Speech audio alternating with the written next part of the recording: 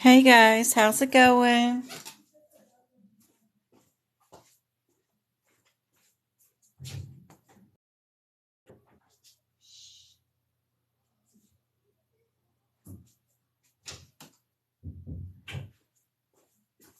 How's it going, everybody? I'm still trying to calm the kids down. Oh my gosh. All right, we've got, what's going on here? We've got 04. We've got, this is a low level. If you're in the 2022 CPT book, I'm on page 689. Low level of complexity.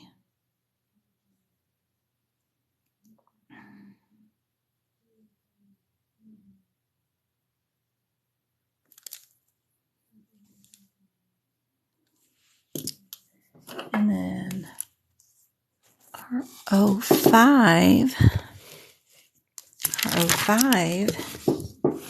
way over here has a higher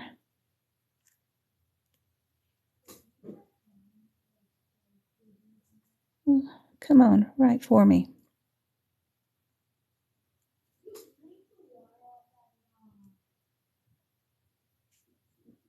Higher probability of disease.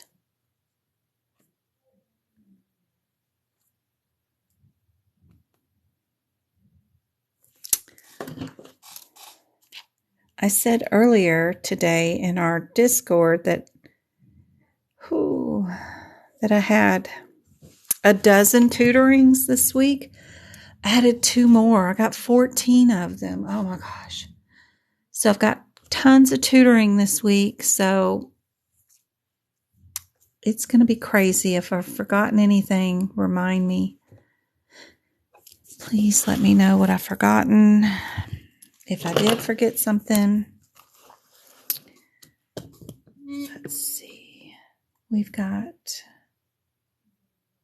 my favorite is craniotomy, but this is complex.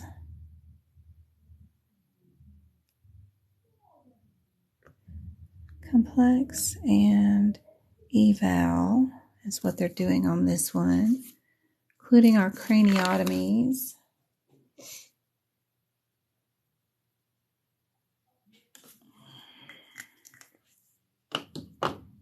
And then our 09s are neoplastic or very involved.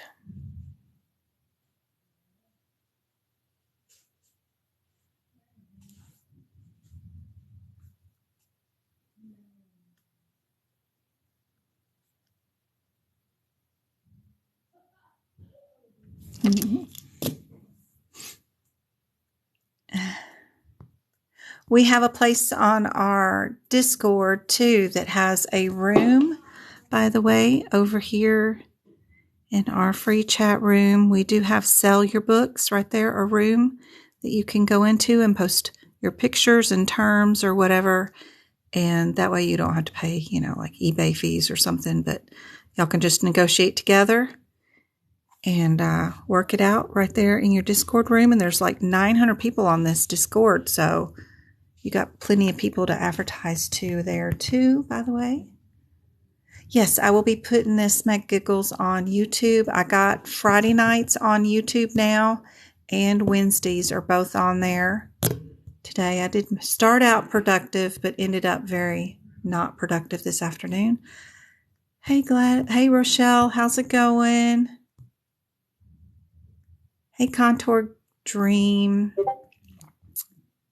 Let's see. You're tomorrow at 1:30 for E&M. Oh yes, I have so many. Oh my gosh, this week is crazy insane, Gladdy. Yes, we're going to finish up with our E&M tomorrow. I think it's 1 o'clock your time, but I think you're 10:30 my time. Yeah, 10:30 my time. I start out with Miss Edwards again at 7 in the morning, and then I have you at 10:30 and somebody else at noon. Going to be a busy day tomorrow. Tomorrow. Absolutely will be. Absolutely. Don't forget the most important things. Let's see if we go under small intestines. We've got, for the 09, we've got the resection is due to a tumor. And then the 07, over here, we've got small intestines. The resection is other than a tumor. So we'll have to do a different color here.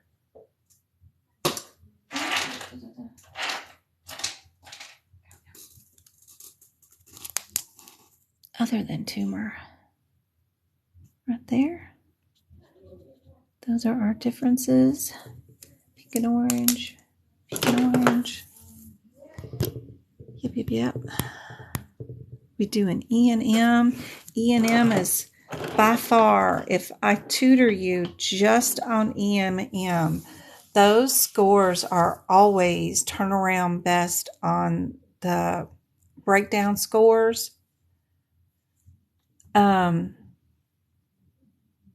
It's harder when you start doing the 1,000s, 2,000s, 3,000s, 4,000s, 5,000s, 6,000s, all of those areas during tutoring, because it's so many areas. But if we do E&M is going to be good on your scores. It usually turns out to be one of the best scores you have.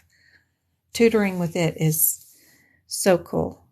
I love seeing the breakdown scores, and if I know I tutored them in E&M, those are always some of the best scores for sure. I wish I could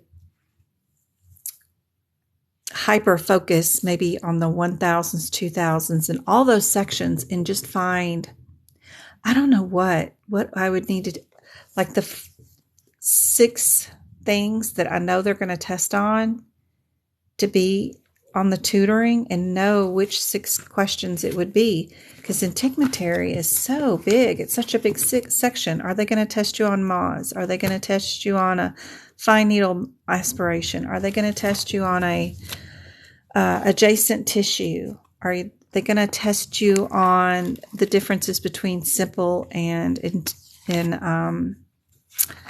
the intermediate skin closures? And do you know the differences between the guidelines? Did you know that a simple can be an intermediate closure just because it has irrigation?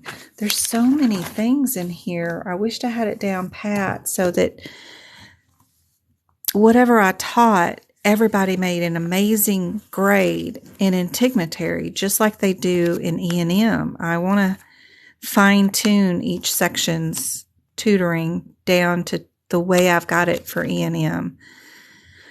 And so that's a goal. That's a big goal. I know it's all there. I just don't know how they're confusing y'all during the middle of the exam to get lower scores in the other sections. But I do have musculoskeletal finished. I've copied all the way up to page 159. I got to copy the rest of the pages and get this posted. I had a good start this morning, but collapsed and burned this afternoon. But I will get this posted soon. I just got a lot to focus on this week. Most definitely. So many are fixing to take their exam, and we have our medicine section to do this Sunday. We're going to do a workshop this Sunday, which will be a lot of fun. It's always good to go through, 60 questions in one section to get it all done in one day. That'll be a lot of fun. Hey, Go-Kart, how's it going? Good to see you. Whoops. How many we got on? Did we get everybody on? Got 100 on. That's awesome. So if you haven't already, please be sure and go through your CPT book find all the red codes from the beginning to the end, and put the page number down where this code is, because it's got a red code number because the code has gotten moved. It's not there. It's out of sequence, and they've put it somewhere else. And they'll tell you a range of where it's at, but sometimes it's not even on the same page. Sometimes it's somewhere else, very far away. It's super handy just to write the page number down. That way you've got it. And then your one-word differences between the codes is super helpful. Also, be sure and mark it in the parentheticals each time if they tell you when to use a modifier for a certain code. It'll be right underneath it. That is super helpful because half the battle is not knowing when you can use them, when you can't use them. That kind of stuff is super helpful. When you're not supposed to use a modifier for a certain code, it will tell you in the guideline right before you start coding certain stuff. It'll tell you something about it in these little headers right before you start coding something. And if you go on and take it from that paragraph and move it to the code where it's located and just write it there, that's super helpful. That's what I do in my notes too. Super helpful to do that kind of stuff. Just love it when we find it and actually put it in there. I circle my closed with procedures with an orange circle, and then if it's an open procedure, I circle it with a green, because a lot of these fractures, especially in musculoskeletal, the fracture is listed twice and the procedure is listed twice, and the only difference is that it's open procedure or a closed procedure. Also, when the procedure is unilateral or bilateral or both, then that is super helpful to know too. Where's my... Oh yeah. All those prefixes and suffixes before each section is super handy dandy to write down between and before each section. Love it. Fine needle. Marking whether something's a biopsy or a foreign body removal is super handy, or when it's an open procedure. Any kind of how many bones are in a certain particular body part can be super helpful during this too, like the skull or brain. The skull has 22 bones. Some of that stuff is kind of handy to have. This one, the vertebrae, has 33. That kind of stuff is helpful to have on the exam. When they talk about a particular fracture being somewhere, I like to go draw it in on the bone, the little skeletor guy, so that I know and have a visual of what it looks like. That can be super helpful during the middle of an exam too. Just things like that are super helpful for y'all's exam. That way you've got the info. It's right there in front of you. You know which one's closed, which one's open. They're both the same procedure for the same fracture, but just one's open and one's closed. Open procedure means that they've cut the body open and they're visually looking at things with their eyeballs. If it's a closed procedure, they're using a scope and looking at the body part with the camera. So that's helpful to know. I'm glad this is so interesting for you. Hey, Cassie, how's it going? You should get into it. The medical field is always a good one to get into. You never hurt for a job. There's always a place for you somewhere. You can take coding. You can do medical coding for the pharmacies, trying to do prior authorizations to get patients' prescriptions filled.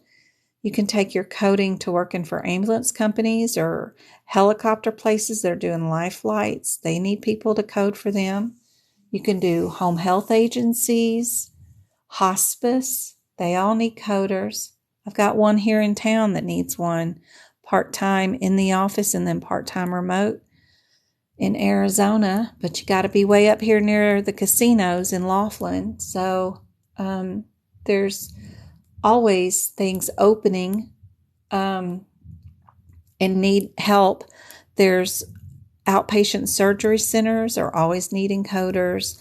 The health plans need coders to help them do risk adjustment of their populations and things. So good field to go into. My first coding job, I've never had a coding job actually. I'm a medical auditor, so I was clinical and ran and managed many groups after I worked OB and delivery and several labs and stuff. But I just worked my way up through managing several groups and urgent cares to moving up through administration and taking on projects that nobody else wanted, and ended up becoming a medical auditor because I ran groups and managed them. I know how things should be set up in the groups. And then when everybody went from paper charts to electronic charts, I became really adversed with using multiple computer systems and transferring DOS-like systems to Windows-based systems and getting those EHRs installed. So I just ended up volunteering for a lot of things and ended up in medical auditing. Never have done coding. I do deal with the codes, with the audits, of course. I have to make sure my physicians are coding the proper codes based off HEDIS measures, for STARS measurements and lots of other things. But coding charts is not one thing that I do. I go live 3 days a week, Monday, Wednesdays, Fridays, 2 hours at a time, and teach people how to pass their medical coding certification exam so that they can get a job working in this field. Yep, medical coding on Amazon, absolutely. They have their own pharmacy plan and dispensary, absolutely. They dispense medications to patients' homes. Who else better to get your meds there overnight than Amazon? They absolutely need coders to do prior authorizations. And that's just filling out a form. All the forms are online. Download it in PDF form. Put the patient's name of the drug, what other drugs they've tried, and put their ICD-10 diagnosis codes down and fax it in. No big deal. Anybody can do it. You're needing to take the exam soon. Awesome, Steph. I hope I can help you. You don't need to start a course. You can actually save your money. I prefer to show you how to pass the exam without taking a course, because I've only met one person since I've been doing this for a year that actually felt like they got their money's worth and enjoyed the course and knew how to code after they got through with their course.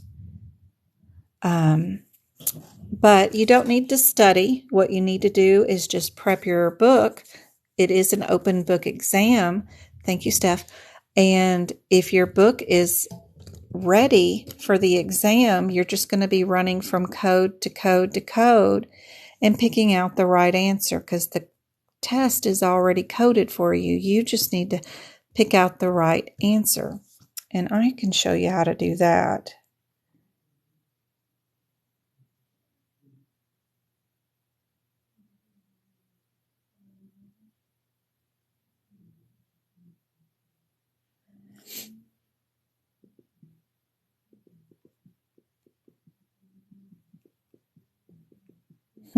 Sorry.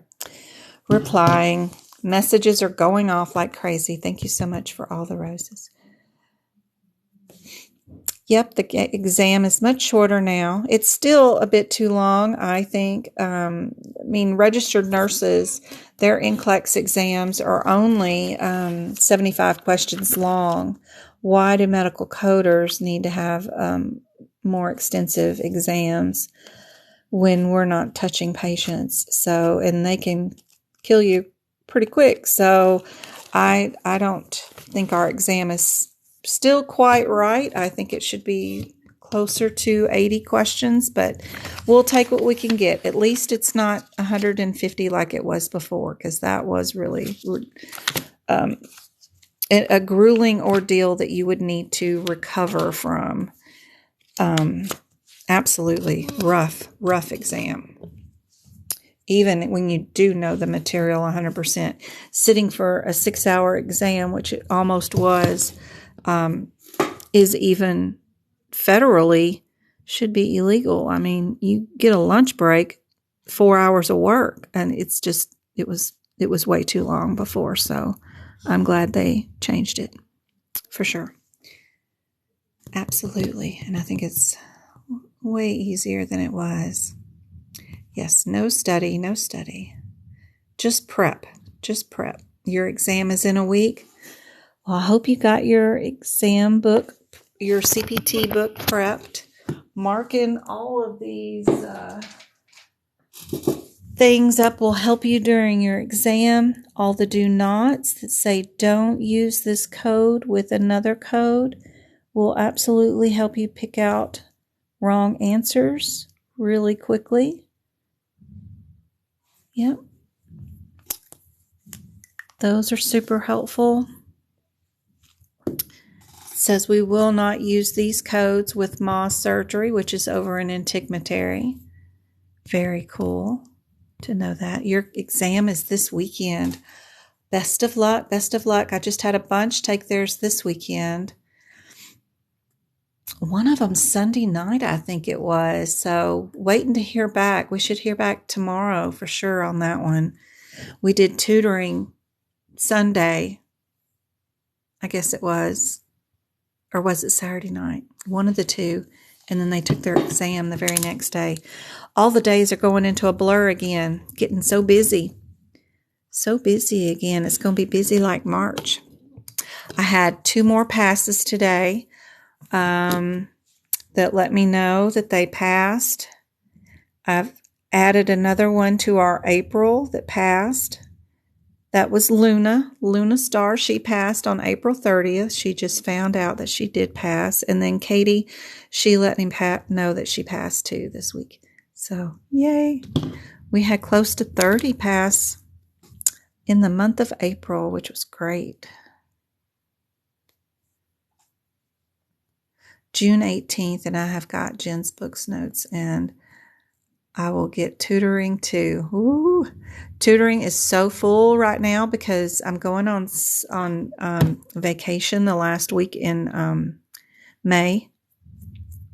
I have already got people booking out through August, so it's crazy. It's crazy. You should see how many I've got just this week. It's insane. You went to 3 tomorrow, 4, 5, 6. 3 more on Thursday, another one on Wednesday, in between the IEP meeting and Travis's doctor's appointment. Friday, I have 3 more on Friday, 2 more on Saturday, and the workshop on Sunday. It's a 7-day-a-week thing right now with tutoring, and I won't be able to keep that pace up long because I'll get really tired. So the vacation coming up at the end of May is going to be helpful, but right now I'm tutoring 7 days a week, and I did not mean for that to happen, but it just is. Yeah, you need to pass. Yeah, you took your exam. Yep, congratulations to everybody that passed. Absolutely. Super, super cool to have that many. But this week is crazy. It's like 7 days this week, but everybody needs it.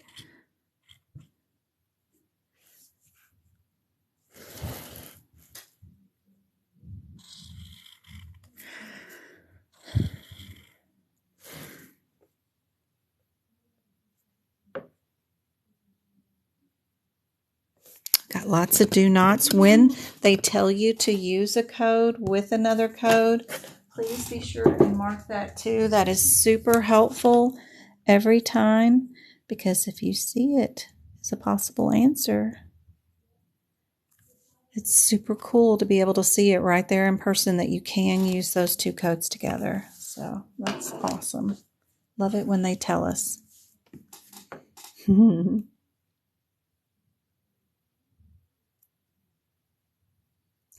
Yeah, birth memory loss is a true thing, and including surgeries. When you go under anesthesia for even something minor, you can have some major memory loss for that and need to relearn a lot of things. And that anesthesia fog can last for some time. That's for sure. That's 100% true for sure.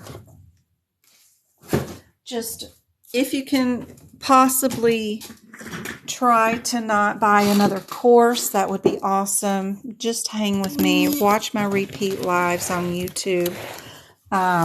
Prep your book like I've asked. And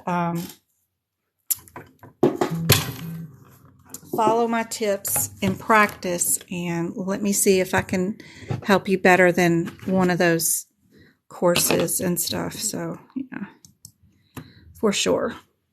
Don't forget, I got tons of content on YouTube, all this stuff, Medical Coding by Jen, just tons of content up there. I was going to the website too to show you guys. I can get logged on here.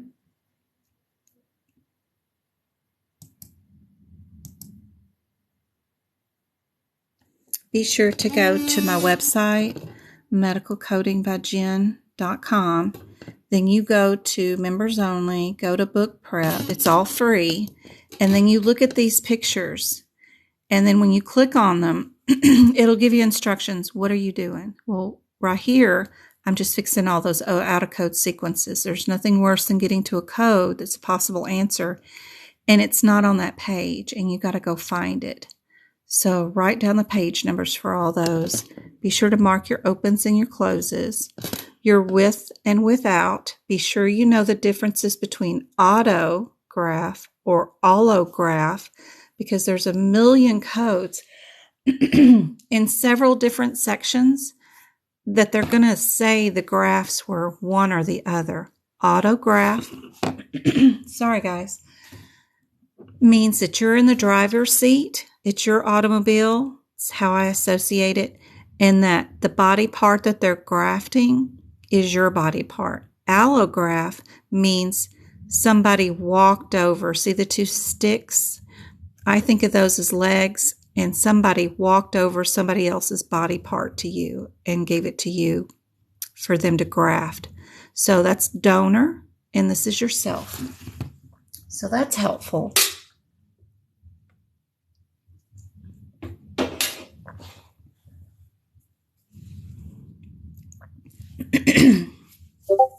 Each one of these pictures will tell you the same thing and back up what I've just said. Be sure and mark your unilateral or bilateral procedures so that you're not putting the wrong modifier on them. Writing your one-word differences between them. One's a removal, one's an excision, one's a whatever they're doing. That is super helpful. Marking your do report and do nots. I got that going on.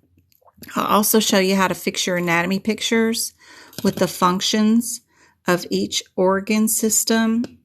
That way you know what the fallopian tubes do for the body. You know what the seminal vessels do. I show you how to prep your ICD-10 book too, with tons of examples right there. It's all free, but you have to do this throughout the entire book and get every page done so that you're prepped for the exam. This stuff will help.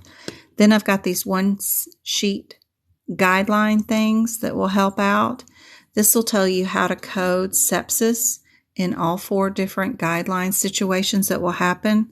So you'll just go to your A41 diagnosis code and then write these 4 scenarios down. So if your exam has sepsis with staph infection, you know it's going to be 2 codes, and they're going to be these 2 codes, and it's going to be in that order.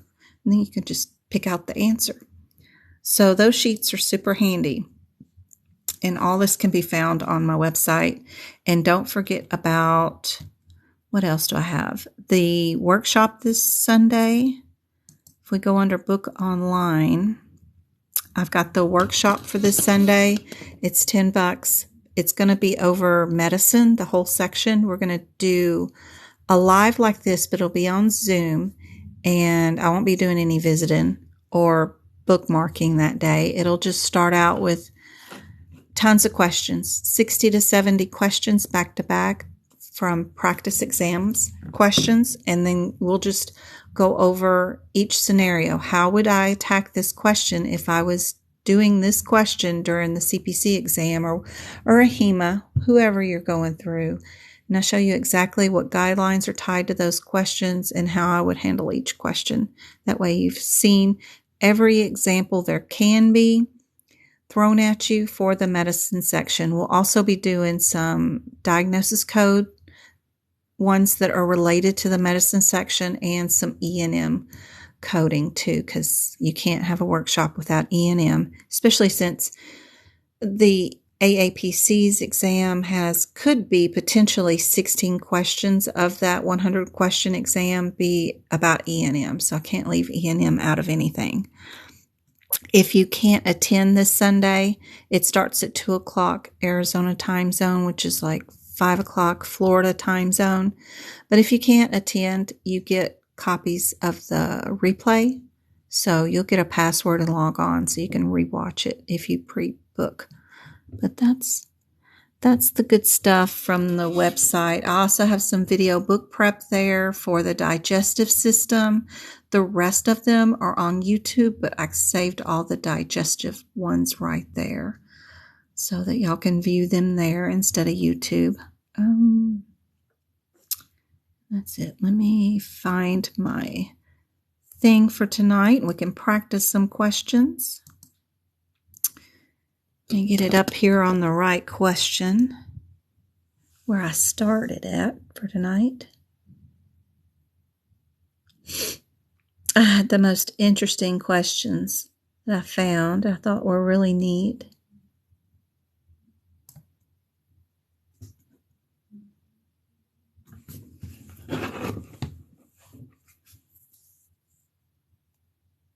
No, the questions, nope. You just get to observe the questions during the workshop.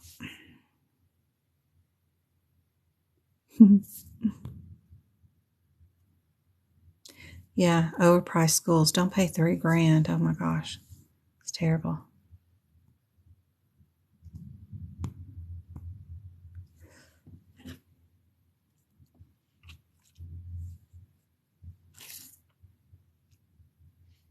A lot of these questions, even the ones I do here in the live, are from other people I mentor. They send me questions they want me to work up. Some that I make myself, some from other entities, some from AMA, and you have to have a franchise license, which I do, but if I share them out, that's not appropriate to give them to people, but I can use them in my curriculum, but I can't give them out. That's a different franchising thing. I have to give them copies of my material quarterly as it is, and then they charge me a franchise fee based off what's provided just in the workshops. If I added in PDFs and stuff that y'all would get, I don't know what they charge me, but right now it's a bit.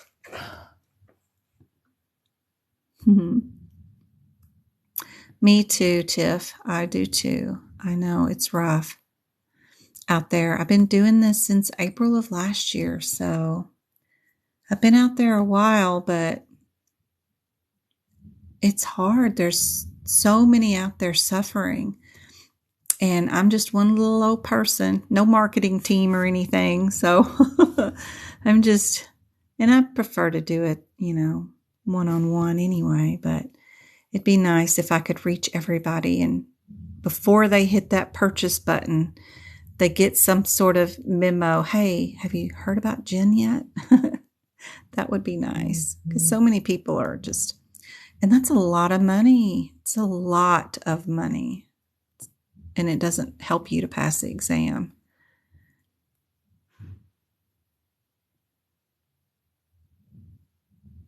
Oh, no. I'm sorry, lovely lady. Yes, I still got my student loans from 1994. I wish those things would eventually go away, but it's ridiculous. None of it will ever go away. Ever. It's just going to sit there. Thanks, go-kart. All right, so this question for tonight was so interesting. It was really cool. I thought, I've never seen that question before. Thanks, Tricia. I had never seen this question before, so I was glad I found it. It says, what group is not eligible for Medicare benefits? And I'm like, well, I don't know. Who would not be eligible? Is it a person eligible for Social Security? Those patients with permanent kidney failure, patients with HIV, or patients over 65? So interesting of a question. Have you ever thought about somebody that might not be included in Medicare benefits? I know that you have to have 35 years of working income paid into the Social Security fund to be able to draw any out. 35 years. I've been working since I was 15 with like real income from businesses or whatnot. And I don't think I'm there yet. 35 years is a long time. It certainly feels like it. I'm 50, I don't know what now. I don't know. If I minus 15 years from 51, yeah, I might be 36, but I'm close. I'm close. That's a lot of years. So Medicare patients, think about when can you get or use Medicare? Well, usually it's when you're 62 years or older, actually, but I don't know, somewhere around in there, 65 or older. That's when you can. We're looking for something that is not.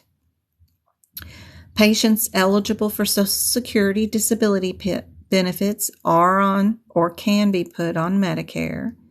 That one's true. This one's true. So it's got something to do with the disease process. Which one of these disease processes is not covered under Medicare?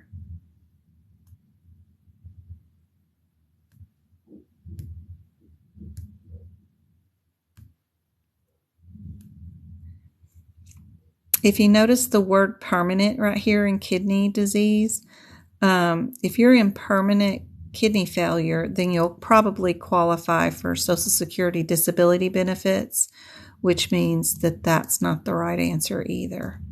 The one that is not eligible for Medicare is patients that are HIV positive. They don't consider that to be a permanent disability anymore.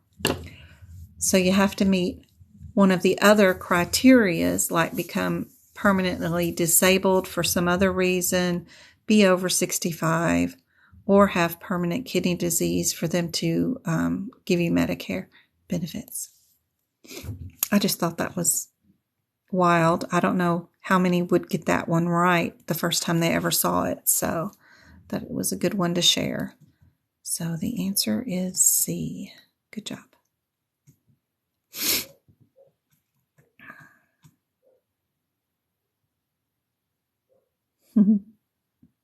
Yeah, I mean, it's just not common knowledge. Yeah, it's just something you'd have to see before you would know it. It's just not common knowledge. It's weird. And why a coder needs to know that when we're not billers, I don't know, but there we go. All right. This one was be rough because this would slow you down. You'd have to go to each answer and look it up. unless, I don't know, you're very clever. So this one striked my fancy too. I like it too. Let me see something real quick first. I forgot to announce to anybody that I'm live because I was rushing over here. Did I do that? Oh, Twinkle took care of it for me. Never mind. Should have known better. Which of the following codes and modifiers pair violate a guideline? So they're going to give us 4 different answers, and you've got to figure out which one violates a guideline if you use them together. So very cool, interesting question on this one. So what y'all's impressions here without looking up any codes, just thinking off the top of your head? If I take the first one, what section are we in right there? What's the 7,000s or 70,000s? It's easier to say 7,000, but we're in radiology, right? What do we often use in radiology? We often use the 26 for interpretation of the report, or TC could be used too for a facility having a machine. But often that looks okay. I mean, unless we went to that code and looked specifically and made sure it didn't have any do nots, that seems like it would be okay and doesn't look like it would violate any guidelines off the cuff if you're just thinking off your head. 6,000s, is that neuro? I'll come to that later. This is musculoskeletal. We might have a right and a left or bilateral procedure. What is 51? I always forget that one. Is it multiple procedures or is it? Yeah, it's multiple procedures, not the bilateral thing. Well, I know anesthesia, right? Anesthesia down here, we're supposed to use our qualifying circumstances codes, which are those P1s through P5, I think. So that one at least looks like it's okay to me also. So does the radiology one. These two I'd have to go look up. But if you think about it that way, you might end up with just a 50-50 shot that you only have to look up. So which one of these answers do you think is correct? While we go look up the codes. Let's go see. What is this 6,000 code? 68. 685. We're in the eyes. I was off on the neurology. 685.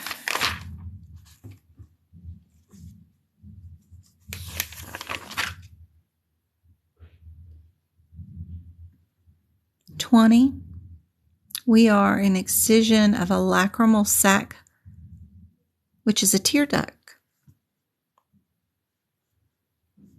Would we do a right and a left on this one?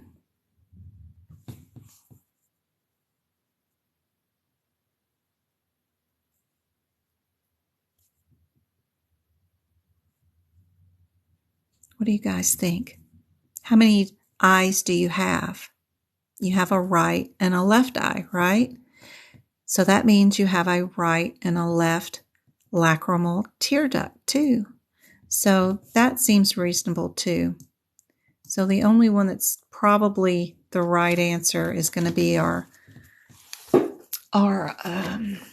musculoskeletal one, right? 209. We go to that one. 209. What are we getting? 85? Oh, I see what it is. Yep. What is 20985? What kind of code is that?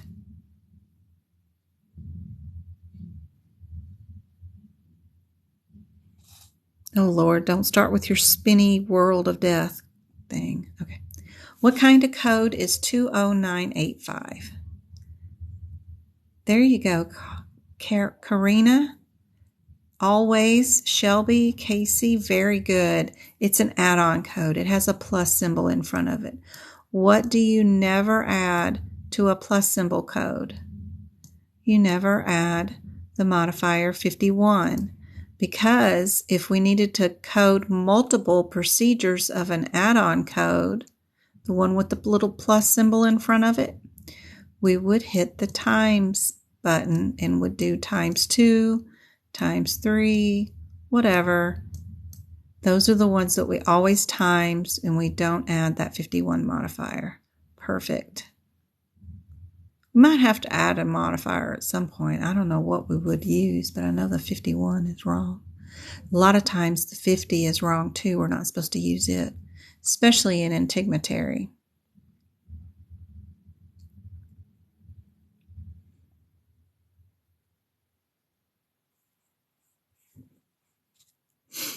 Like a mandated service or something, we might add a modifier to the end of it or something, but definitely not the 51. So that was an interesting one, and that would freak me out if I saw it on the exam, because then I'd panic about it.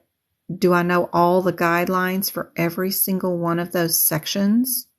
So at first glance, this might look like it's a really hard question, but just take it one thing at a time. Think it out rationally. Don't think it out too emotionally, and don't panic. And you can work your way through it. Absolutely. This is a good example. That's a good example. Good example. That's a no-no. So super. Not hard once you work your way through it. Hey, Coupon Cutie, I've been looking for you. How are you doing? So nice to see you. I was talking about you, I know, a live or two ago. Your name was shouted out. Where is she? I hope you're doing okay. Oh, she just became the top viewer. Thank you for the gift. No way. No way. Yay. Did you take your exam in April, by the way? I'm just curious. Or did you take it in May?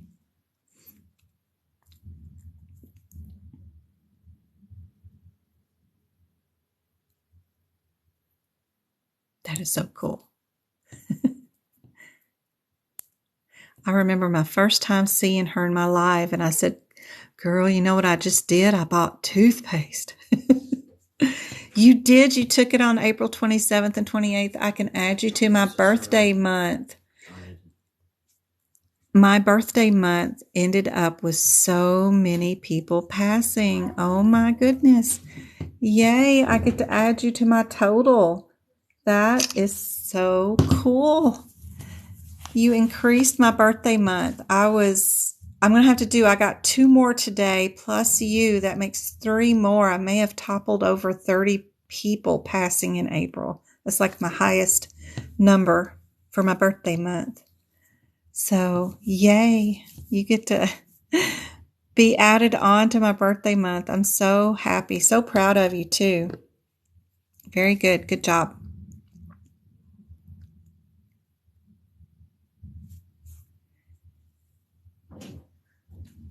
I grabbed the wrong remote. Yeah, that's my remote. Travis has that remote. You have that remote. You're the one that changed the TV to the thing. I used the gray one. Oh, okay. The children are coming back and forth, bugging me. Please shut the door. I should have locked it. I'm grabbing stuff. Good. Yeah, it's not just one thing. You can't just do the process of elimination. You can't just do coding irregularities. You've got to take everything to heart. Don't read the questions. Go straight to the answers. Block them from view. Don't go through the entire answer looking at other things. Go from one code to the next. Eliminate them one by one so that the codes tell you what the answers are. Look for your do's and do nots, and stay calm. It is so hard to stay calm. I would have freaked on this question, thinking guidelines and 4 different sections. That would have just sent me into a panic. But just take it one thing at a time. It'll ration out for you. We've got, radiology, we're always doing 26 or TC with. Anesthesia, you need that qualifying circumstance. So that gets me down to just 2, which is a much more reasonable thing to go look up. And by the time you hit C, you realize it's an add-on code. Super easy to figure out the answer if you just don't panic. For sure. How'd you do on your cases? Were they bad? A lot of people say the cases are not bad at all, that they were easier than the E&M. It's just saving enough time to get to the cases. Some people are getting to the cases and time is run out and they have to bubble them in. They weren't bad. Good. You just have to keep moving. Good. Good, good, good, good.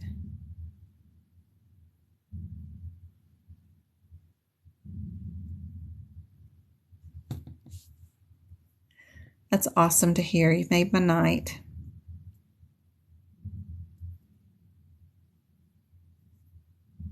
That's awesome. And I think she just followed me and watched. I don't think she did any tutoring with me. I think she just, I can't remember. Everything's a blur, but I think she just followed and watched. That's awesome. I love when that happens too. Aw, thanks, Lily. That's awesome. Just watched. Look at that. That's awesome. That is perfect.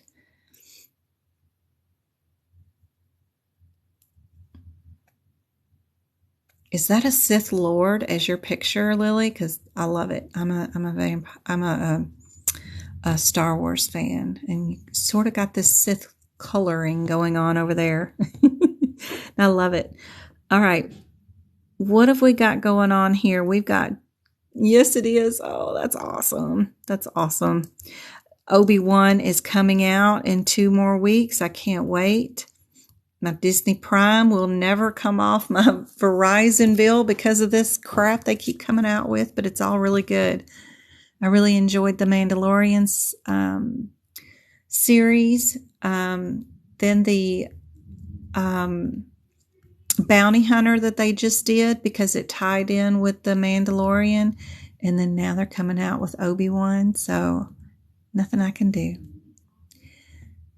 She did hers online, and I'm not sure they tell you which exam you get.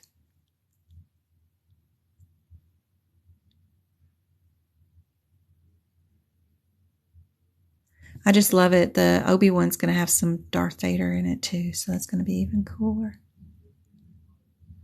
Although seeing Luke in the Mandalorian one was awesome too. But love it all. Love it all. Okay. We've got 2 codes that are the same but have different modifiers. Then we have 2 that start out with the same answer and then have different modifiers.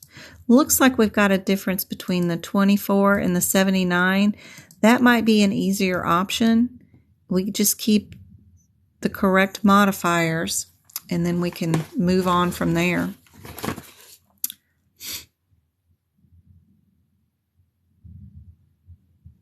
She had exam B. Me too. I hope you get B again. That would be awesome.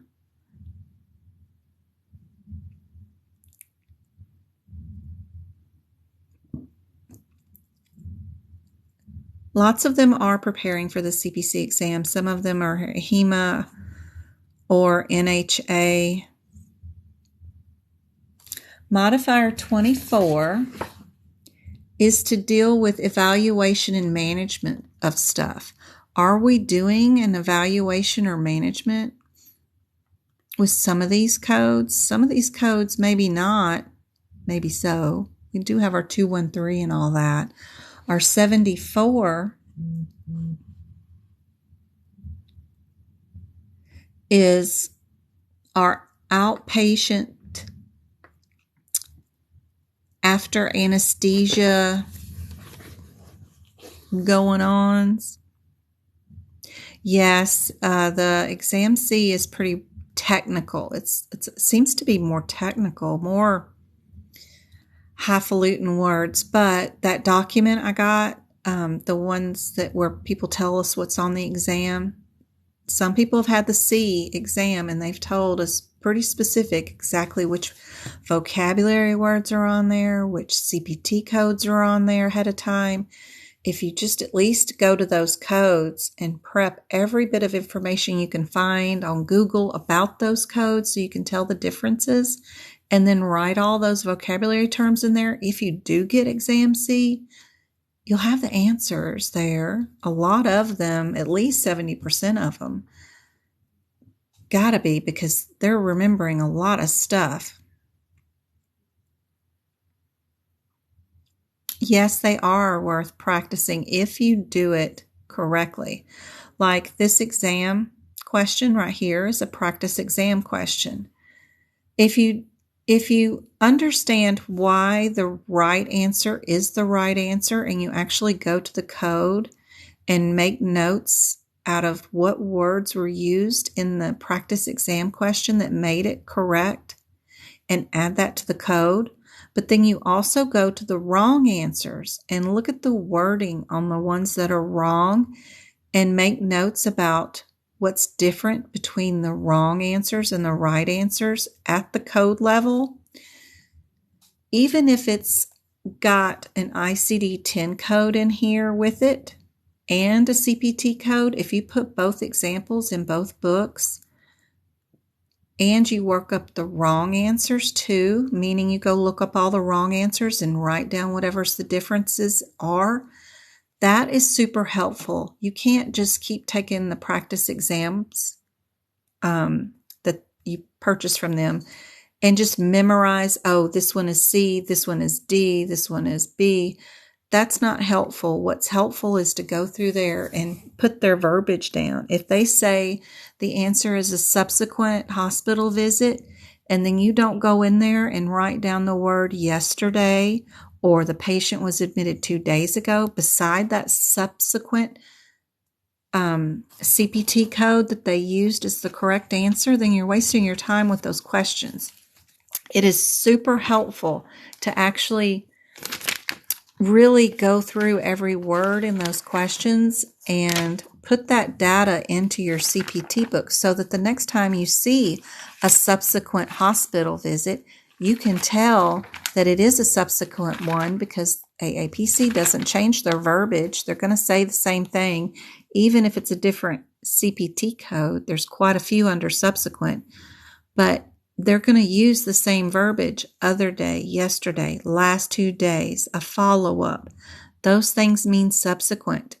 And having that down next to your subsequent codes is super helpful.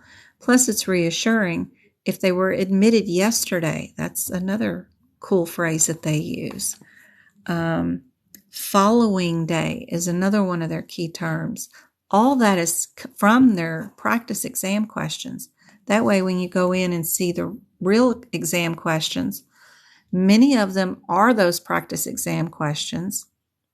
Not all, but they are in their repertoire, and they will pull from that pool, and you never know. It's just randomly generated which ones you're going to get. But if you've seen those questions before, you've got your book updated, and that's super helpful. You'll do it. All right. So we'll check out our question, see what's going on with this patient. We've got an established squirrel. Well, we knew that because they were all 13, so that's a waste of our time.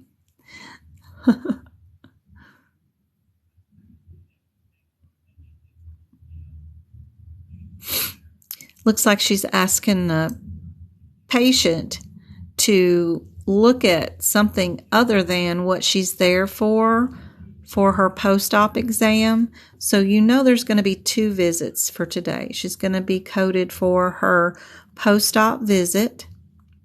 Then they're going to see her and do an evaluation and management on the shoulder also. So we will have 2 separate or 2 different office visits for today. So we can get rid of B and D really quickly. Then we just have to figure out, are we doing the modifier 24 or 79? And if you're not going to the 99204 and to the 213 and writing down a little scenario about what happened to this patient today, next to both sets of codes, with the full answer, with the modifier beside it, that's crazy. This is super helpful to have down in front of you during your exam. That way it's there. Just put post-op surgery exam plus check her shoulder. Something like that. You could put right knee, I guess.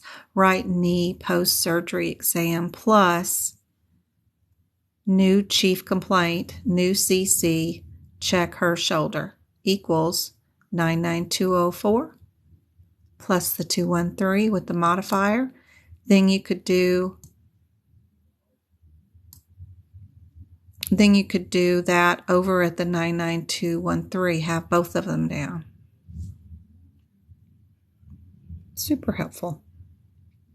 Yes, y'all are correct. It's A. I don't know why I'm circling C all of a sudden, but no, it's A. A is your evaluation and management one, all day, every day long. The other one is your procedural one for procedures. I'm just doodling away. This is one of our old favorite ones back from about February. This was appearing on the exam. It's fun to find. An endocrine function of the pancreas accomplished through which of the following organs? Technically.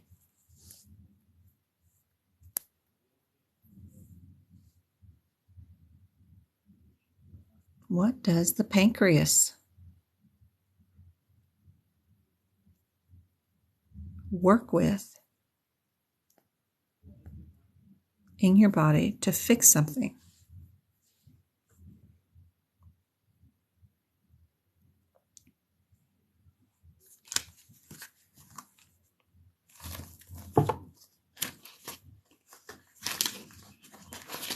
A good place to put this info is, I think, at the end of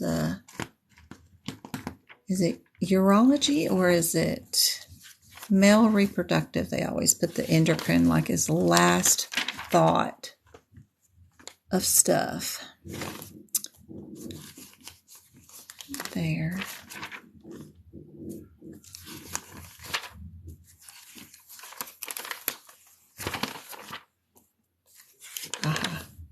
There it is. So around page 456, if you're in the 2022 book, you should put this example down. Yep, the islet of Langerhans. It sounds like they're ordering up a pint of beer or something, but that and the pancreas work together. Absolutely. And we're going to put that right there on page 456 would be a great place to put that definition down. There's your explanation on that one.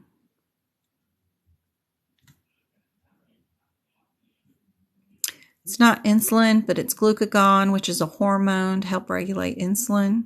Helps get it going. Yep. I know, right? Does it look like an island? I don't know why they make it up like that. What's going on, my Travagans? I wanted out my mind because me and some of my friends at school, just was like Gabby, and Lily, and Carly, we discussed instead of like, I don't want to get a summer job, I want to go to summer camp, but there's a summer camp in California. It has like all these like activities, and I can go since I'm 13, and we get like our own cabins and everything. We get to decorate like with peace sign, and then like this water park and everything there. You want to go to summer camp in another state when I can't even go live because I need to babysit you for your behavior? You think you're going to be good in the woods? It's not in the woods. California doesn't have woods. California doesn't have woods. My child, my child. I think. You lived in California. Where did we go in the morning time? We would go up to Big Bear, throw snowballs at each other in the mountains, in the trees, and then where would we go in the afternoons? We'd go down to the beach at Long Beach, and I'd throw jellyfish at you. What? I mean, yes, they have mountains. You're so silly. But it's like there's a lot of water activities, like jet skis. Like we're both traumatized over you not being here Saturday night. How can you spend a whole summer camp away from me when we can't even spend one night away from each other like we were this Saturday? Oh. It messes up our whole routine. Oh. You missed me so much, right? Yes. Yes. Love you. Bye. I don't need the box right now. I'll get it later. Thank you. Love you. He decides now he wants to talk about going to summer camp. What? Child ain't going. I wish I could send you to summer camp. Sort of, some days. But other days it's like, no, I miss you too much. I know, isn't Big Bear so awesome? We lived in Apple Valley, California, from the time he was 14 months old on up, until my dad passed away in 2013 and we moved here to Arizona. But, I mean, seriously, we could be up in Big Bear in 40 minutes. And then we could be down at the beach in 2.5 hours. It was great. It was so much fun. Which do you recommend buying? The CPT book, also the ICD-10? The AAPC's ICD-10, I like that one really well because it shows you the differences between the codes in green font. But you don't need that one right away. There's only 5 questions on the CPC exam in the ICD-10 book. What takes the longest is prepping the CPT book.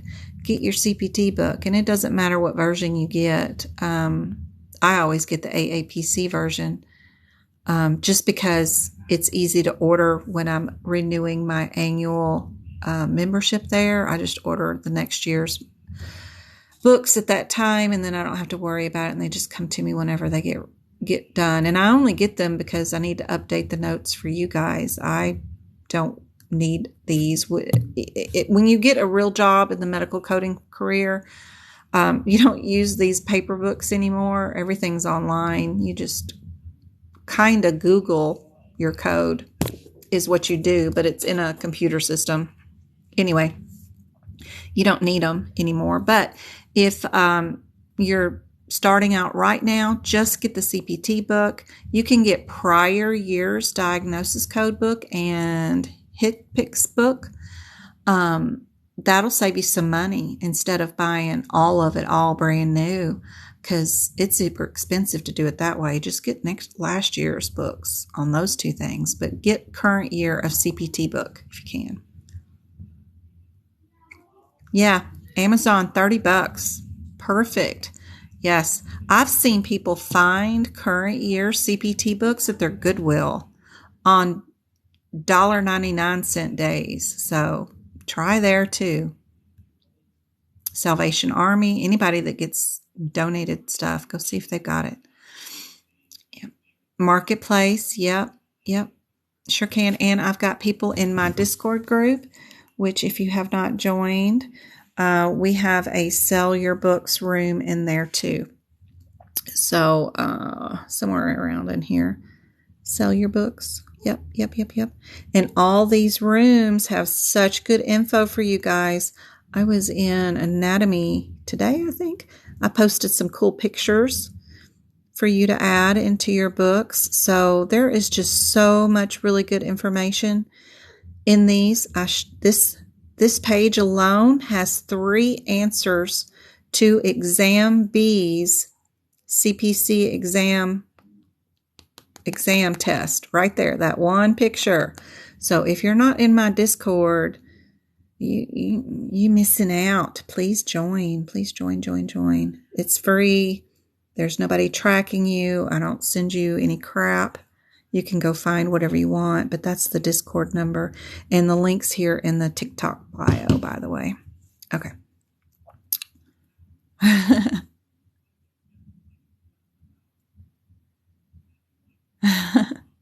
Good job. Good job, Lily. Good job, Shelby. They do. Yay. Yep, people sell them all the time. Okay. Routine EKG done on a squirrel. Who's an established patient? Code for the cardiologist who provided the interpretation report. What would we be?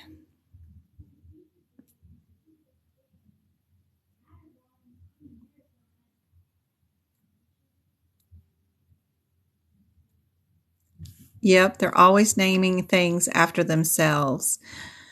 Anytime you see a practice exam question with a proper name, it's super cool because a lot of times in the parentheses of a CPT code, you'll see that same name listed there, like the Mumfords or the Keschner wires or something like that. Anything with a proper name is super important to highlight in your CPT code descriptor because they're going to use it on that CPC exam question. If it's a proper name named after a physician, then they're going to use it. Even abbreviations like KOH or MIC or PIP, those are all important. Yep. Still sounds like a good name for a good ale, like a beer ale, Lagerhands. It's a good, he'd make a good sounding beer.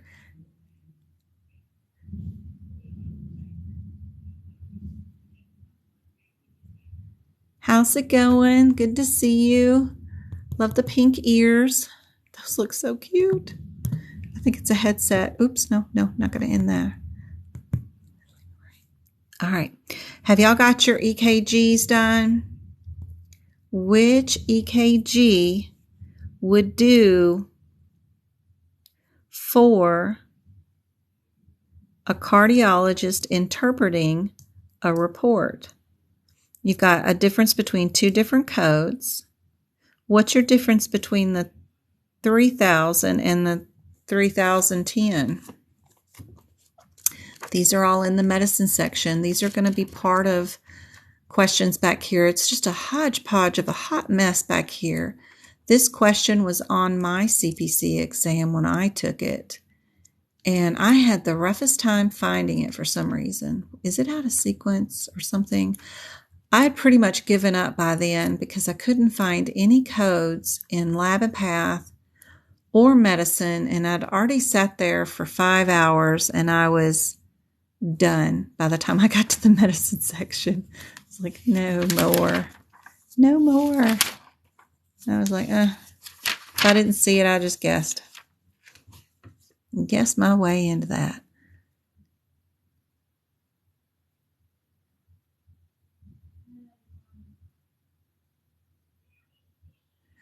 So the first thing they want to know is, do you know that the interpretation and report is already included in the CPT code descriptor, right? Because the 93000 does say echocardiogram, routine ECG with 12 lead with interpretation and report. 05 says without interpretation and report. 10 says interpretation and report only.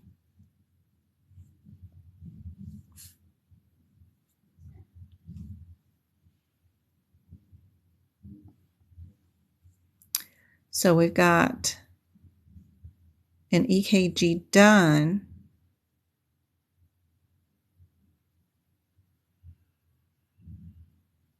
Where was it done? A routine EKG done on a squirrel who is an established patient. Code for the cardiologist who reported the interpretation.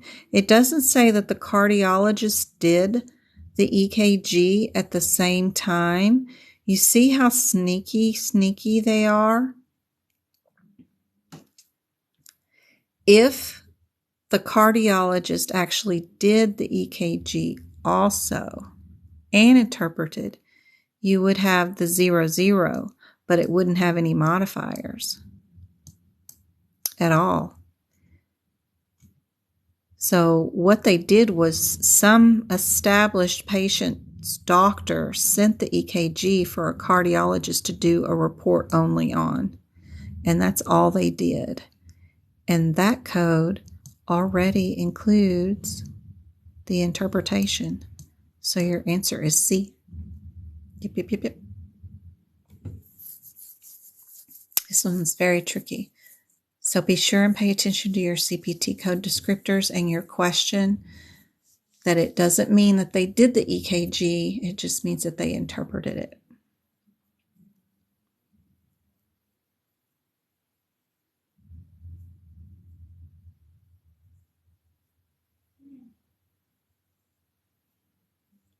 Just looking around at the codes, that's all. We got some do nots, and we do have some do's. Lots of them on this page. I don't have it all prepped, but I have the do nots prepped, and I have some underlines of the, when it includes interpretation, supervision and interpretation, I underline that in blue.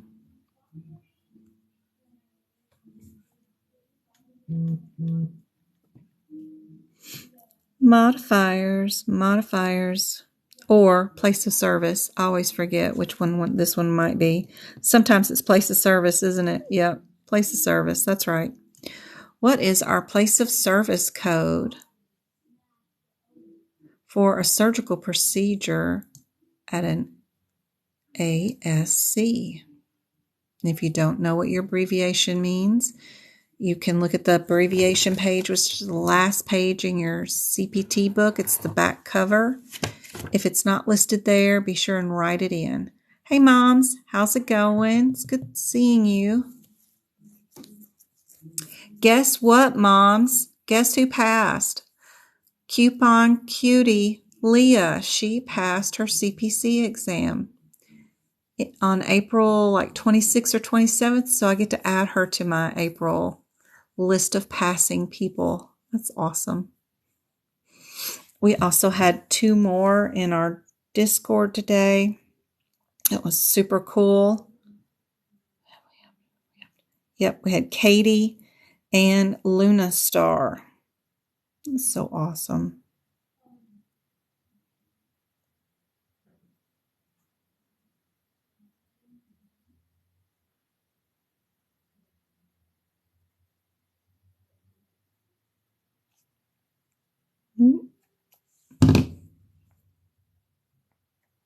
I'd been asking about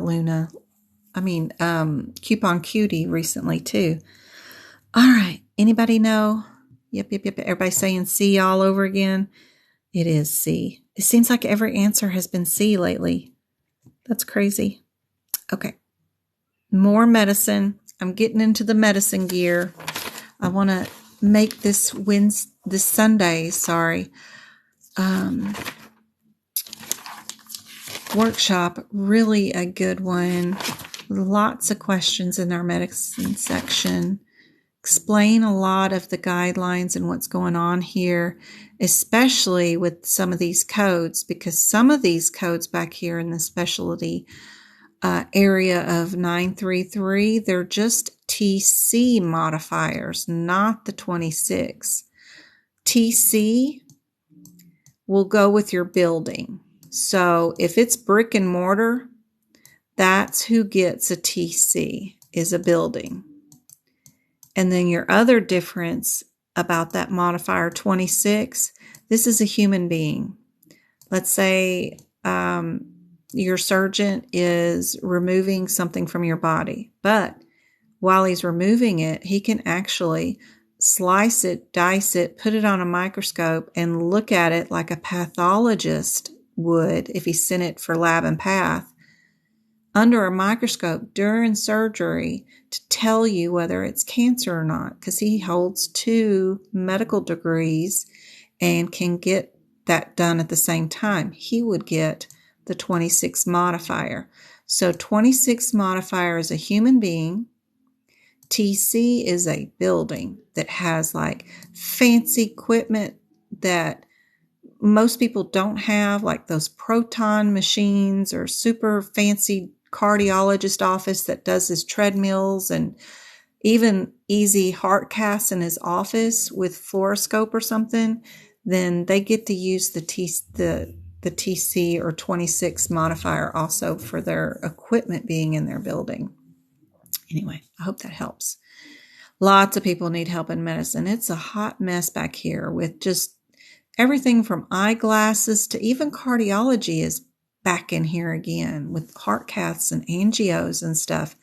It's just a hot mess of tons of stuff. Trigger injections, muscle injections. It's just craziness. No worries, moms. I just finished posting up last week's lives too. So the repeat lives are there. And I've got a really good live that I did this weekend sometime where I went over the first set of all the codes in Lab and Path and told you what the differences are on those on YouTube. It's under the lives. It's super cool because we went through and did some of the sections in the front where we talked about definitions. What are the 3 R's in Lab and Path? What modifiers do we use? What is a specimen? What is a block? And what is a section?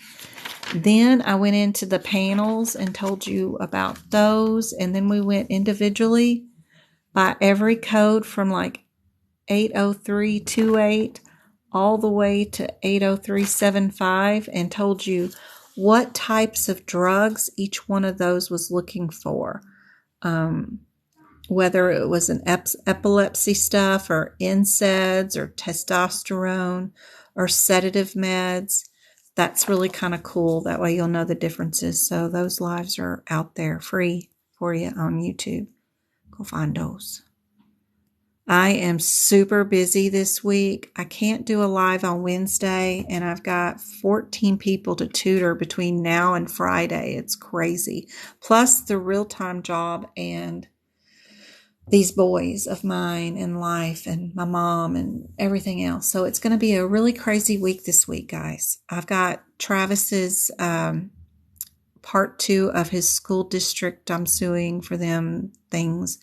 And then I've got his doctor's appointment on Wednesday in another town. It's an hour away. So Wednesday probably will not be a live day. I'll do my best to try to make it up on Tuesday or Thursday, but the amount of tutoring I got, tomorrow I start off at 7 a.m., so does Thursday, so does Friday. I even have tutoring on Wednesday in between the school and the doctor's offices, and then Saturday too, and then Sunday is our workshop. So super busy 7 days this week. I'm glad I got some sleep this weekend. But I just don't know if I'll go live tomorrow night or Thursday night. One of the nights I will. It just won't be Wednesday because I got the doctor's appointment, and that's going to make me, even if she's on time, our appointment time is at 4:30. We won't get done until 5:30, and then the drive back is till 6:30. But still, it'd be really late if I did a live after that.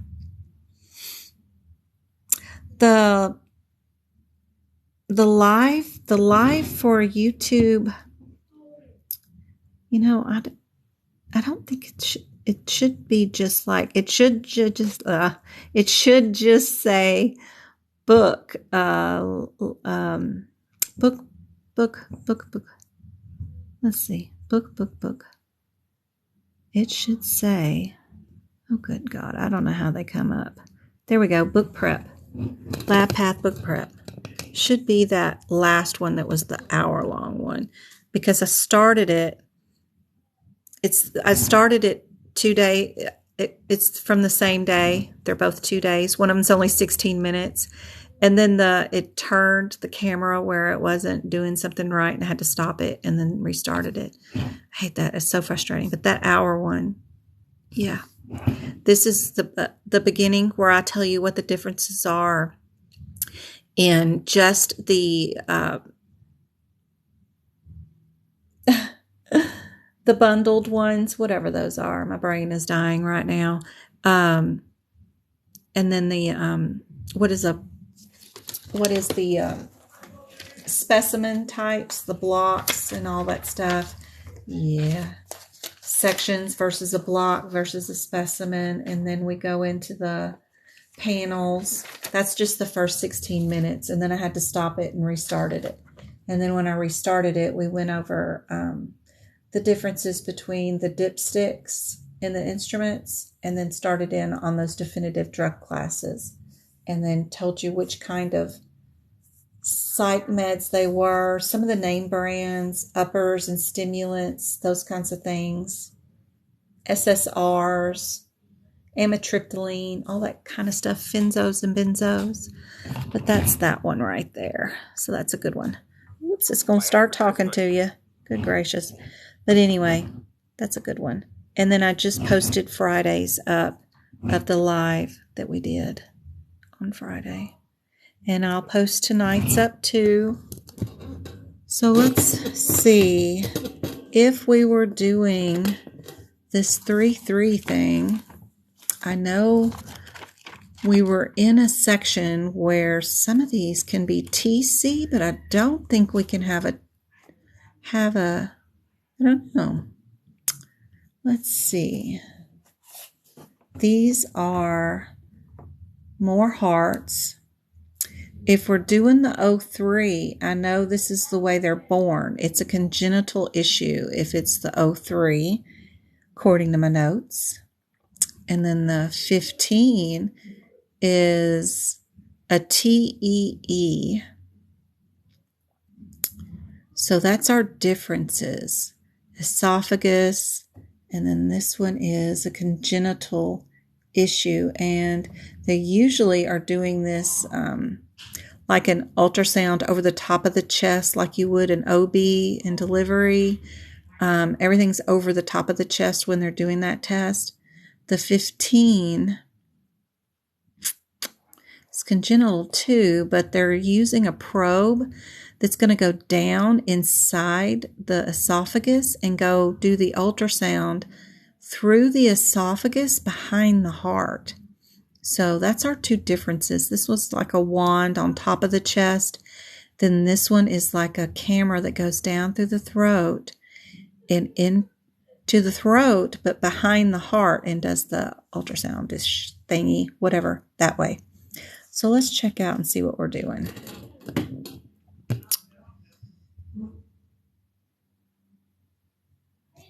The probe is placed on the chest and images were taken. So if the probe was on the chest, I believe we get rid of those 15s because the probe goes down the throat. So then we just need to decide, does that include interpretation or not? Do you report it separately? Because if you use an ultrasound, do you report it with or without the report?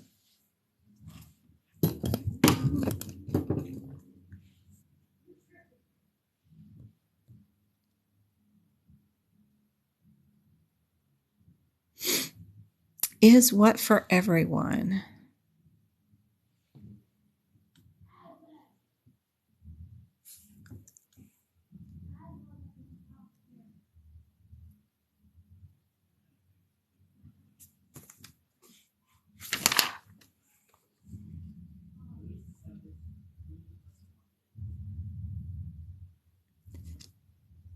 If you look on page 761 under echocardiography, the very first paragraph says that if you're doing an echocardiograph, which is what we're doing, maybe it's ever been placed in the are they not even saying that they're doing, there it is, echocardiogram. If they're doing an echocardiogram, when interpretation is performed separately, use modifier 26. Your very first paragraph for that whole guideline for the whole chapter tells you to use modifier 26. Your CPT code descriptor doesn't say that. You have to go read the guideline, which is on the previous page. Yep, C is your answer.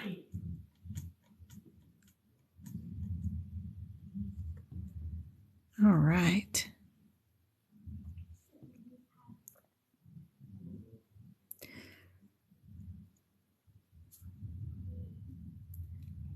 We've got a 180, an 082, a 180, or an 083. Oh my. What is going on? This 82 and 83 are intriguing. What's going on with these codes? 849. What would y'all do with this one?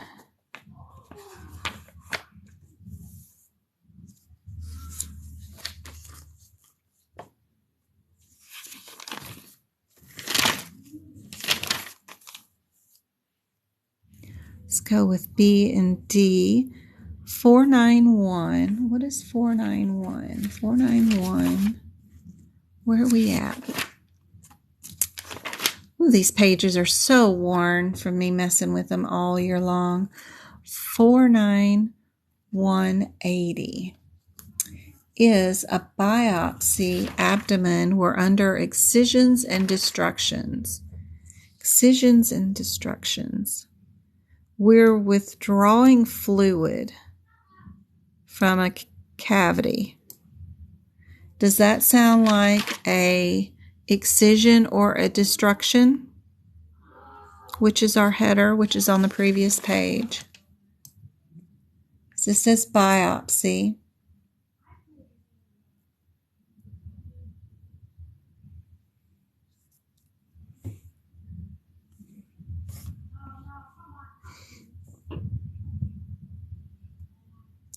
They're just doing an aspiration, and I don't think this would be under a destruction at all. An excision or destruction, I don't think we're under the right header. Let's go to 49082. It's super important to pay attention to those headers. 82 is abdominal paracentesis, and that's withdrawing fluid. So that's perfect if you know what the definition of paracentesis, I can't say that word. The only difference is one uses image guidance and the other one does not. So we've got 43 uses a guidance, and we did use a guided needle. So A is our answer.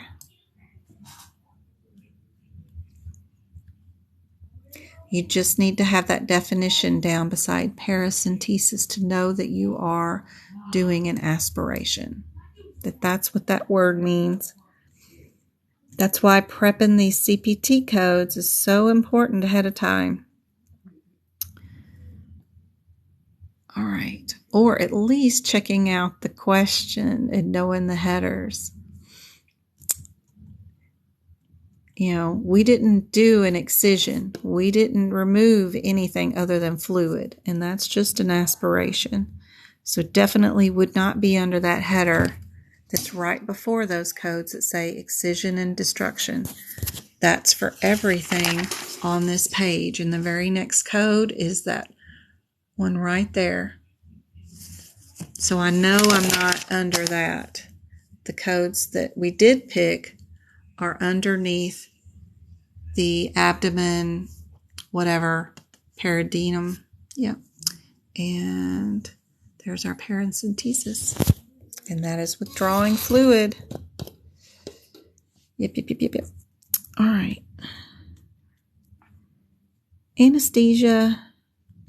So we got a difference between two codes, either the 567 or the 566. So I go to 566 first, see what my differences are.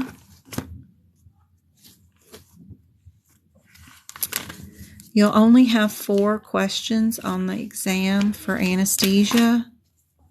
One of them will be time-based, I'm sure. 00566.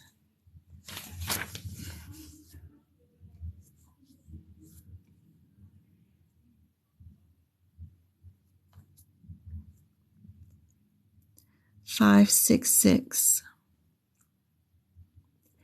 is cabbage with no pump oxygenator. Yep. And the other one is with the pump oxygenator. So first things first, we're not going to worry about the time. We always do our codes first. We don't worry about what comes afterwards because this will be more of a difference. And it'll help us eliminate 2 answers right now. All we need to know is, did they use a cell saver or a lung bypass machine? They call them all kinds of things in here, but we're just going to go check out our cabbage and see, did we use a cell saver, lung bypass machine? We use anything to inflate the lungs and take their blood out. Oh, we did use a bypass. Heart and lung bypass machine.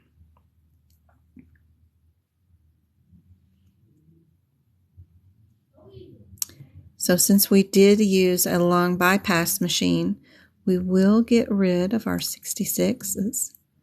Then we just have a difference in time now. 6 hours versus the 5 hours and 60 minutes. So here you go.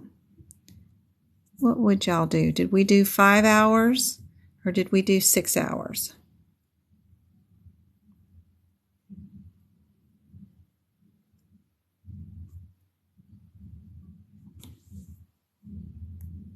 What you think?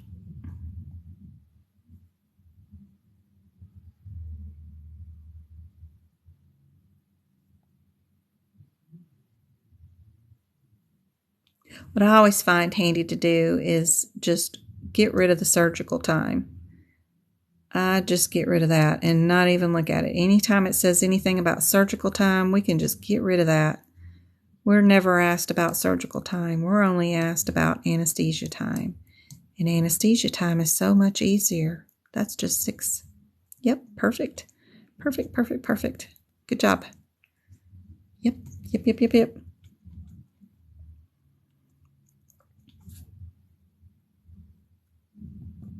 Perfect.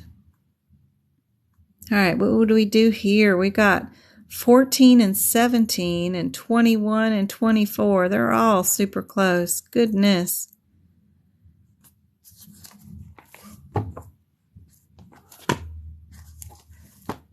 Well, I wouldn't stand too long and worry too long over it. They're all going to be pretty close together. So let's just go to our 67914 real quick.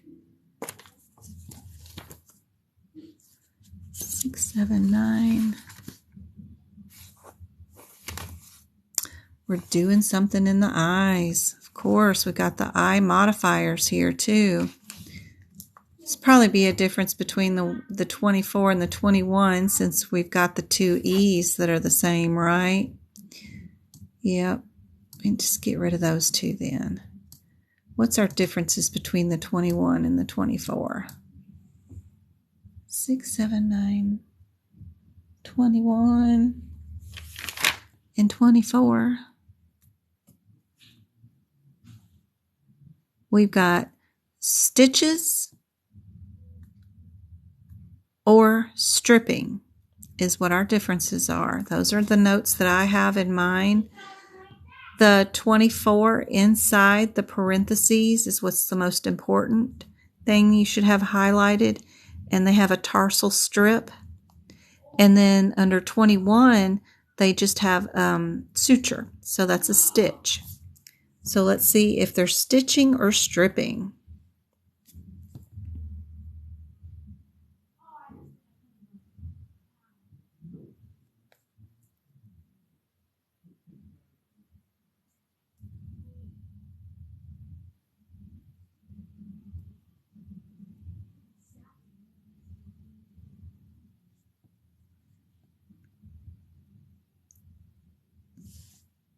What do you guys think?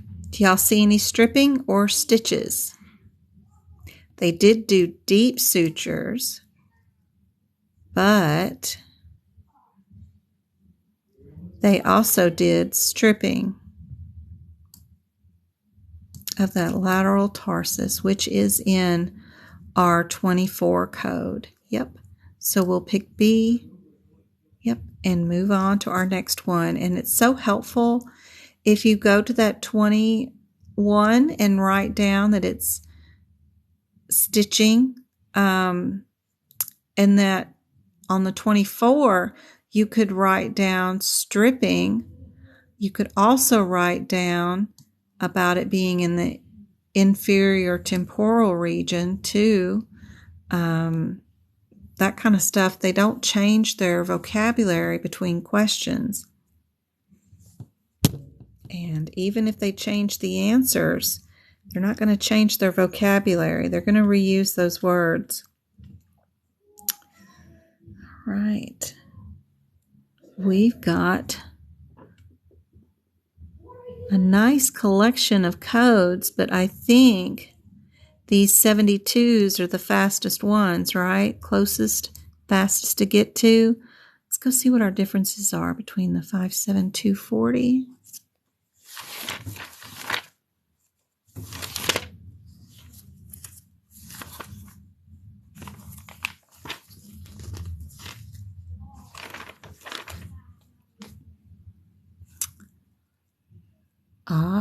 What's our two differences between these two?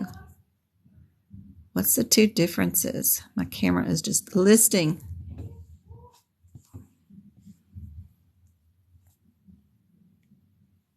There's one word differences between these. Thank you, Twinkle.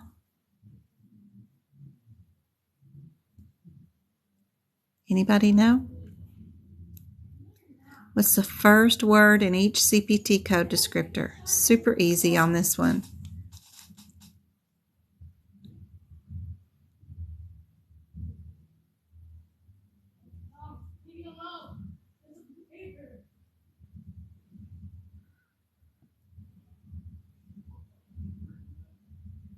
$57240 is anterior.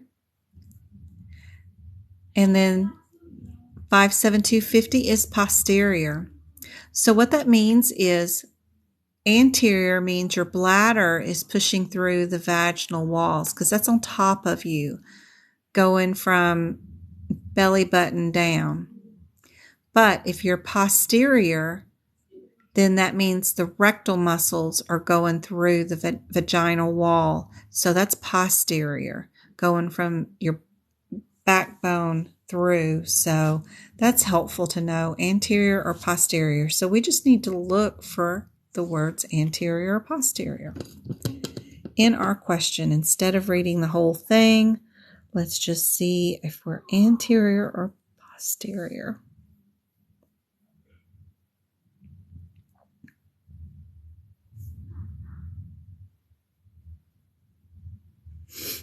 We got some good support going on afterwards.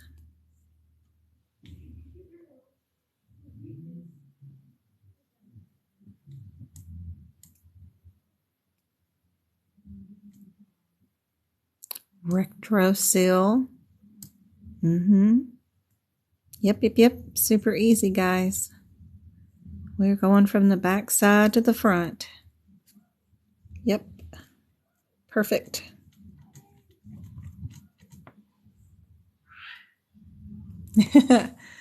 Dole, I do it Monday, Wednesdays, and Fridays, 2 hours each time. Absolutely. I have a scheduling conflict, which usually never happens this Wednesday. But I will do my best. I'm just need to make sure I prep ahead of time by the time I get back to the doctor's office. But definitely will be back. We do this 3 times a week, 2 hours each time. Super handy dandy and fun to do. Don't forget to check out the group workshop we'll be doing in the medicine section this Sunday. Also, don't forget to go to the book prep area on the website, Medical Coding by Jen. It's all free, and you get to see exactly how to prep your book from one end to the other, what to do, how to make your books look like mine. Also, how to make your anatomy look like mine. And then you also get help with what to do with your ICD-10 book. And then how to get your guidelines moved over and stuff. I have the one-sheet guideline ones on different guidelines for each scenario, like sepsis. There's 4 different ways to code sepsis, so we can, it's all there free. I'm just trying to get the kids to quiet down just a little bit. Travis.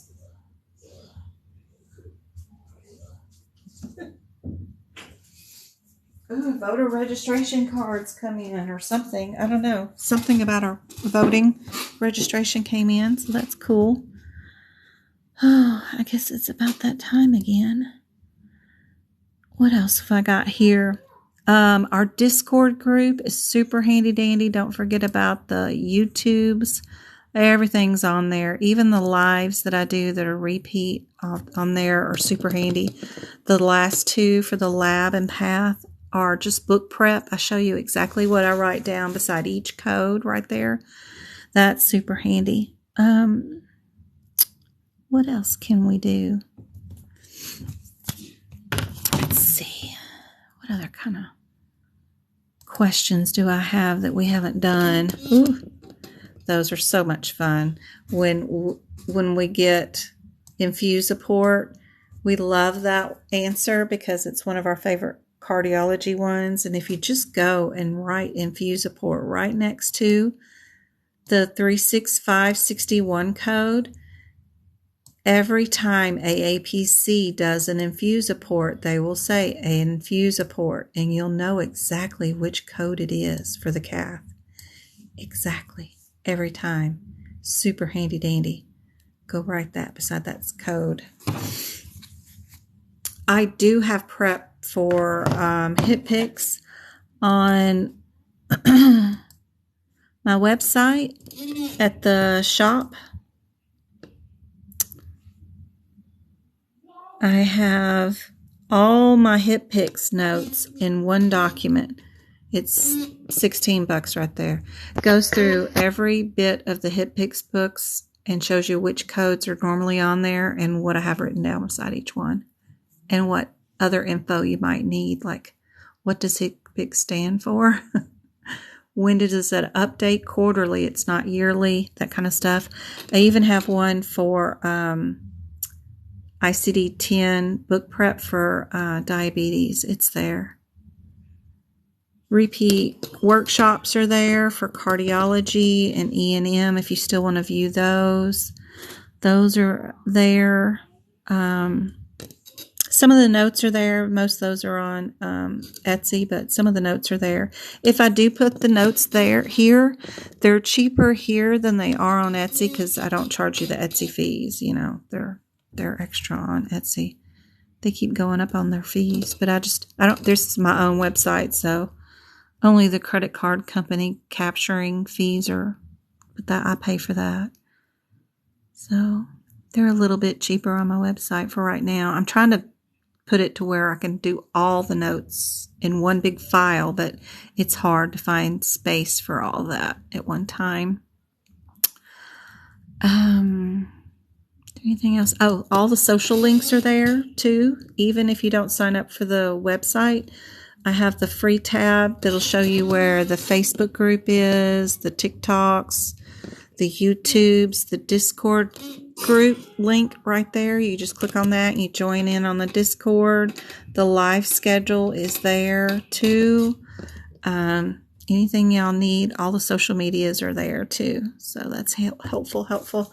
Although I'm really close to hitting the 10,000 mark here on TikTok. And when I do, the last time I took a picture was 6,000 followers. I got to take a new picture.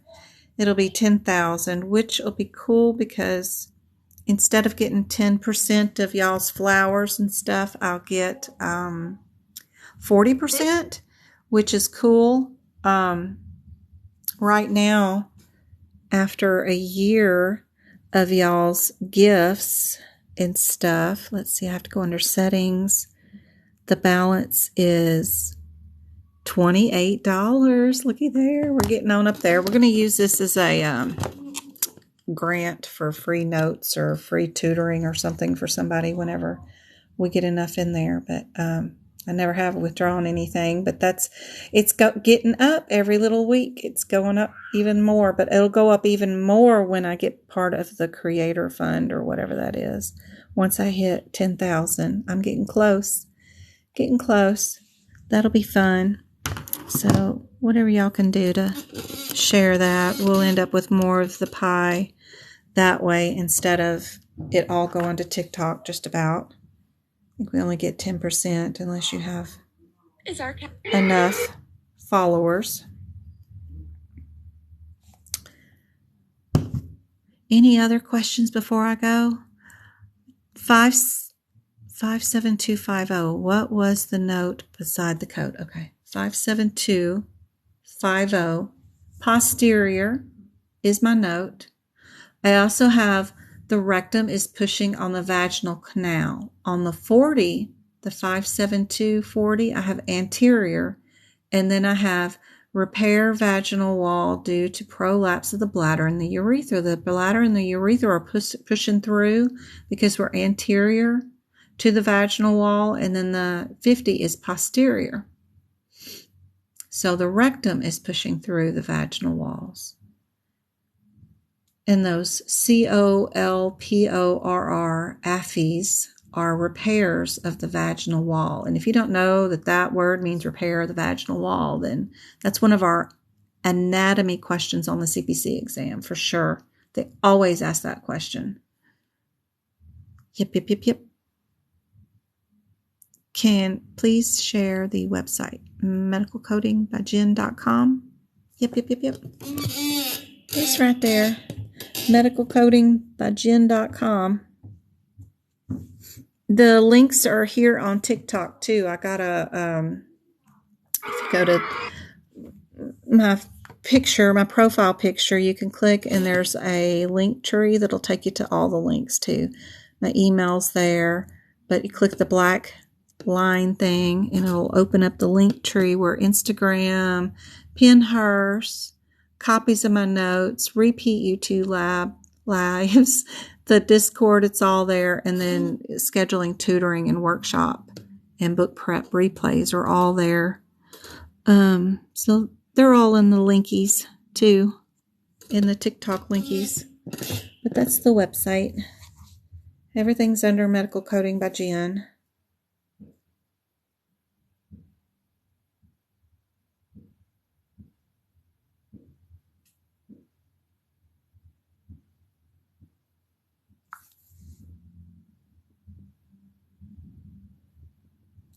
Sure, I'm just replying to somebody that I'm tutoring tomorrow. Sure, you're the last one of the day.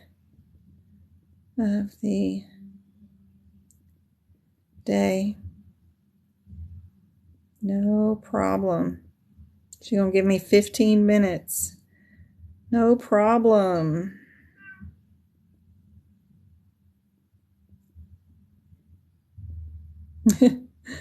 I'll get a bathroom break. Yay. That's perfectly fine. You can be 15 minutes late. That's great. Aw, thanks, Twinkle. I hope this has been helpful. I'm going to go prep for all my freaking lives for tomorrow. I have a million of them to do.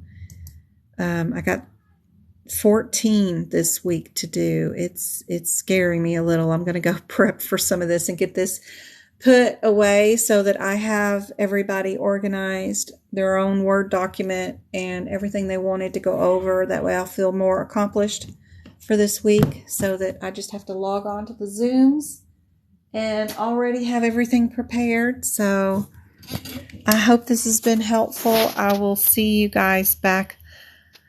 I know I've got a scheduling thing on Wednesday, but I just don't see how I'm going to put it in on Tuesday and Thursday, so I just may be a little late. I'm going to go on and prep the live for Wednesday too. That way I already have it. I just got to drive back from Kingman. I'm sure, they're going to kick me out of the doctor's office by 5:30 anyway. And then the drive back is just at 6:30, and I'll be good. We can go live if I have it all done. So just be patient with me on Wednesday. That's all. And I will see you guys then, okay? I hope that was helpful. I will post this repeat online on YouTube. And please don't forget to go look at my Lab Path that I did with Twinkle this weekend. She was there with me. I think I had to stop it and start it 4 times. And she kept staying with me. But that Lab and Path prep ended up being pretty good at the end with all those added notes in there, page by page. Y'all are very welcome. She just watches me struggle with that stupid, turn it this way, turn it that way. Oh, I'll eventually get the hang out of it, and I appreciate y'all hanging in there with me. I will see y'all again on Wednesday. I'm on Discord. If y'all need me, message me. I'm there. Thanks, guys. See y'all Wednesday. Thank you for all the sharing of the live and the sharing of the TikTok account and the love.